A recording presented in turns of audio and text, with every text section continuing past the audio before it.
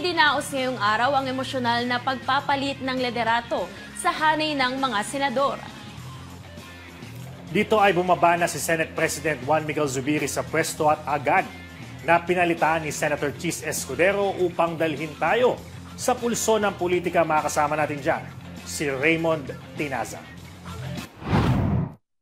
Matapos ang ilang beses na pagtangka, natuloy na rin ang pagpapalit ng liderato ng Senado ngayong araw. Si Senator Juan Miguel Migs Zubiri ay pinalitan ni Senator Francis Chis Escudero bilang bagong Senate President. Sinabi ni Zubiri na nakalungkot dahil ginawa naman daw ito ang lahat para protektahan ang independensya ng Senado, pero ganoon daw talaga ang politika at wala siyang magagawa. Ayon kay Zubiri, bahala na ang records ng Senado at ang taong bayan na husga sa kanyang performance bilang Senate President sa loob ng 2 taon. Sinasabing pinalitan si Zubiri dahil maraming kapwa-senador ang nahihinaan sa kanya na isulong ang mga mahalagang panukalang batas ng administrasyon. Kasama rin sa sinasabing rason ang investigasyon ng Senado sa PIDEA leaks kung saan nadadawit sa iligal na droga si Pangulong Ferdinand Bongbong Marcos Jr. at aktres na si Maricel Soriano. I fought the good fight. If I've ruffled some feathers in doing so, then so be it. Hindi ko tinanggap ang pagiging Pangulo ng Senado para lang hayaan na bumagsak ito.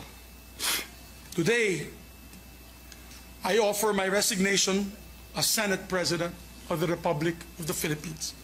And upon stepping down, I vow to serve as an independent member of the Senate.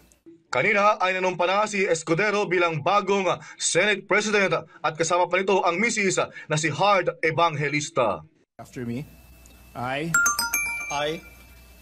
state your name. Francis Joseph G. Escudero. Having been elected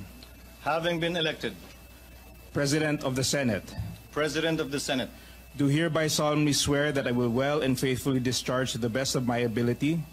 Do hereby solemnly swear that I will well and faithfully discharge to the best of my ability the duties of my present position and of all others I may hereafter hold under the Republic of the Philippines. the duties of my present position and of all others I may hereafter hold under the Republic. Ako, si Raymond Tinaza, para sa Kwentong Politiko. Maliban kay Senator Juan Miguel Zubiri, bumaba na rin sina Senate President Pro Tempore Loren Legarda at Senate Majority Leader Joel Villanueva sa kanilang pwesto. Ito ay upang bigyan ng pagkakataon ng liderato ni bagong Senate President Chis Escudero na iorganisa ang Senado.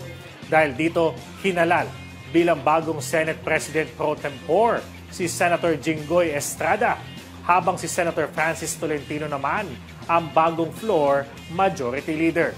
Itinalaga naman si Senator Alan Peter Cayetano bilang bagong Senate Committee Chairman on Accounts na dating hawak ni Senator Nancy Binay.